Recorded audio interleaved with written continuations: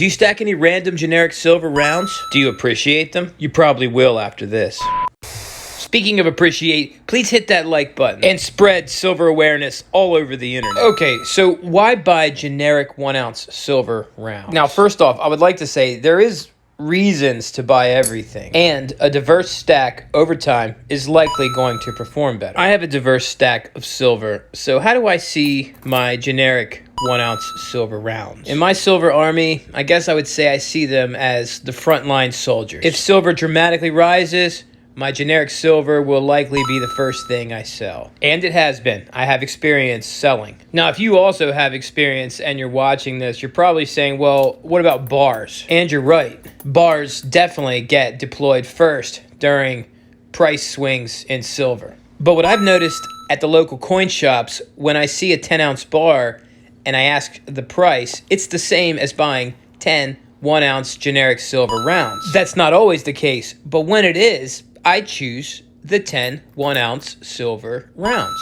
Now, I've seen some really cool bars and I wanted to take the bars, but I still took the rounds because of extra liquidity. It's just much easier to sell smaller units, especially if they're priced the same as the larger ones. Now, I will say, if you're going to start buying these, or if you have been buying these, you should have a local coin shop with a metals verifier so that you can test them. And you should be vigilant about testing them, especially if you are selling them to people. It's going to be hard to live down selling someone a fake. Even if it's not your fault, they're not going to want to hear it. They're not going to care when you try to pass the buck to someone else. And let me tell you, the relationships in this business are important. Even if you're not primarily a seller. You might just be accumulating silver and say, well, I don't need this, okay? I don't need to talk to these people. I don't need to know anyone. That may be true, but there will be a time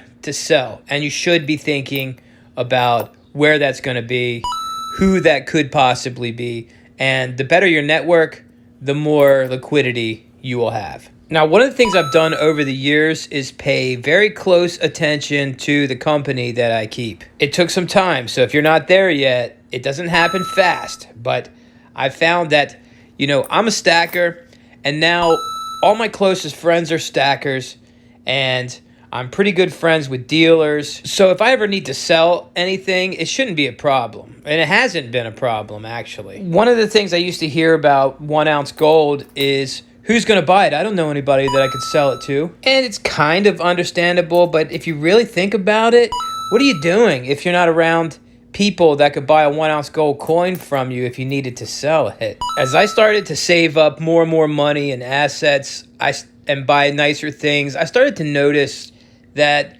somebody might need some help and I'll go jump their car or pick them up from the other side of town. But then when my battery died, I don't know anybody because I was hanging out with people just drinking and they don't have anything. In a nutshell, I was slumming it too much. It's nice to know people that don't have much and to help them out. It feels very rewarding.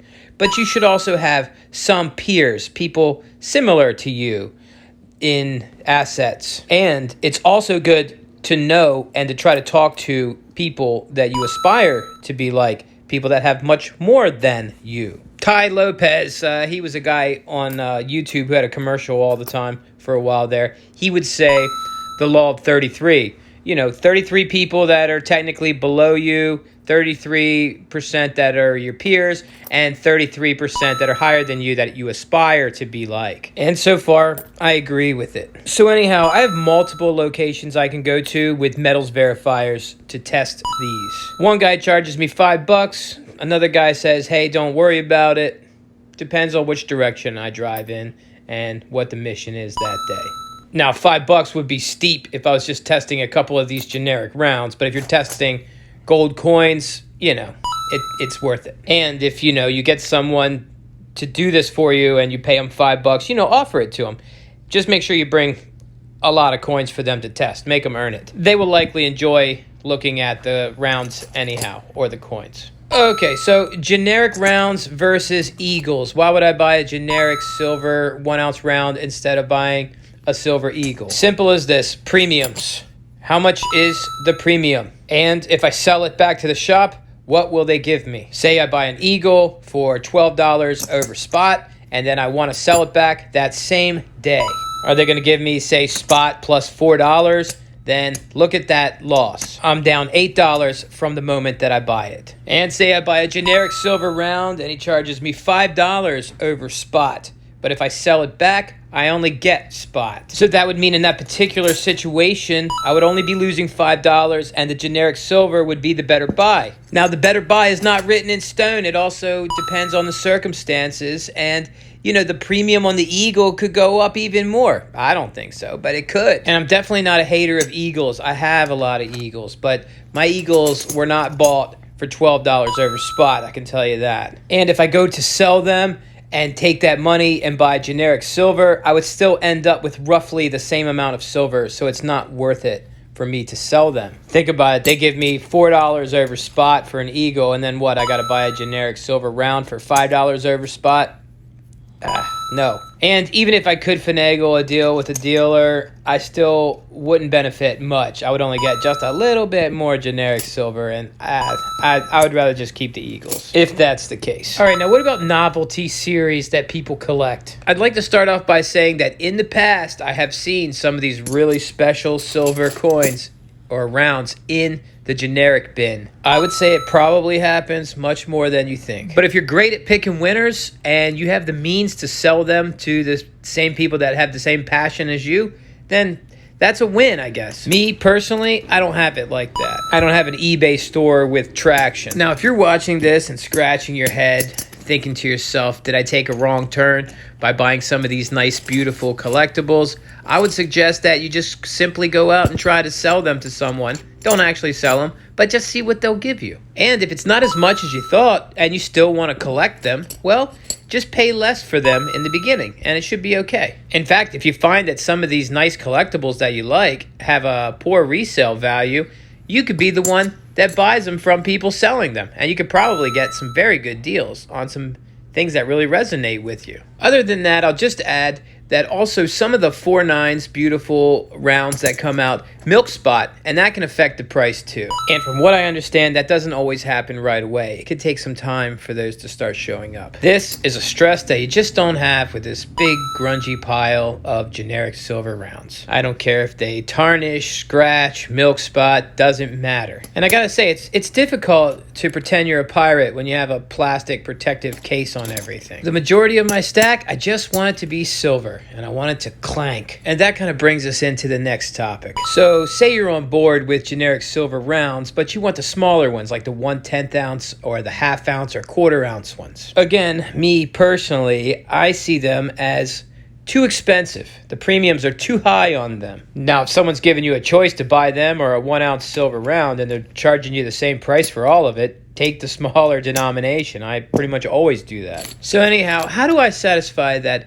smaller generic round fractional craving that I just don't want to pay for? That's where my junk silver or constitutional silver comes in. If I can buy silver dimes and quarters for the same price as fractional generic silver, well, I'm gonna buy the American stuff. I know lately the silver dimes, quarters, and halves, etc. have gone up quite a bit, but they've always been less expensive than the fractional generic silver rounds. I haven't checked the price in a while, and as I say this, I'm becoming more and more curious about that. I guess it doesn't really matter, because even if constitutional silver price goes up really high, I still may not buy the generic fractional silver rounds. I wonder who's even buying them. I haven't really seen anyone with them. It would be cool to have a whole bunch of little 1/10 ounce silver, like just a pile of them, but I bet you that's so expensive to do that. If silver does turn out to be the bargaining chip in a SHTF situation,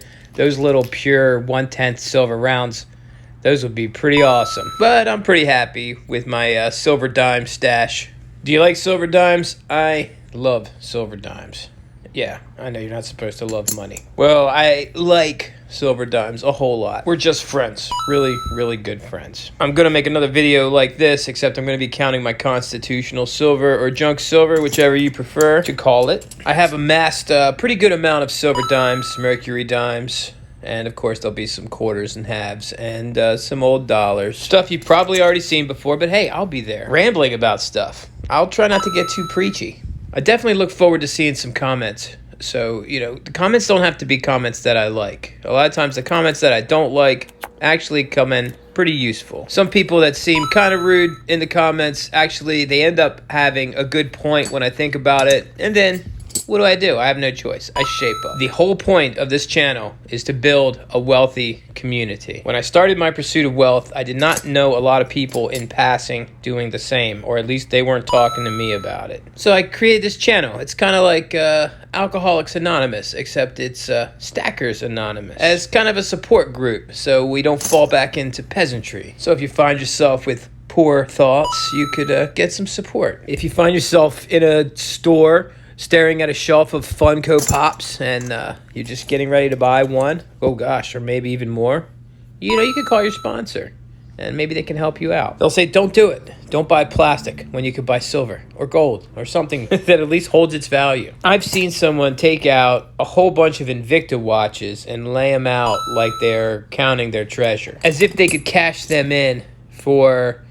I'm imagining that they think they're worth a whole lot more than what they were by the way they were looking at them. We tend to think of our assets as more valuable than they are, and that's a dangerous practice. That's why you had so many banks going under, because their assets were not as valuable as they thought. I typically underrate my assets and overrate my obligations or liabilities. If you do it like that, if there's any surprises, it's usually a good surprise, not a bad one. I jumped ahead to the end of the count to see how many ounces of silver were here, and spoiler alert, it's 77, okay? How can you say spoiler alert in the same video that you're spoiling? I'm bad at this. So if you're a smoker and you say, hey, I can't afford to stack, well, this whole stack here is like smoking a pack of cigarettes a day for 176 days. Roughly half a year. If you smoke half a pack a day, it's like a whole year of smoking. And we're talking about almost $1,800. If you go out to the bar and spend about $60 on average, you're talking about 30 nights at the bar here. If you spend about $3 on your coffee in the morning, you're talking about a little over a year. I guess my point is, you're already a stacker. You're just stacking something else. Find out what you're stacking and find out if it's worth it to you.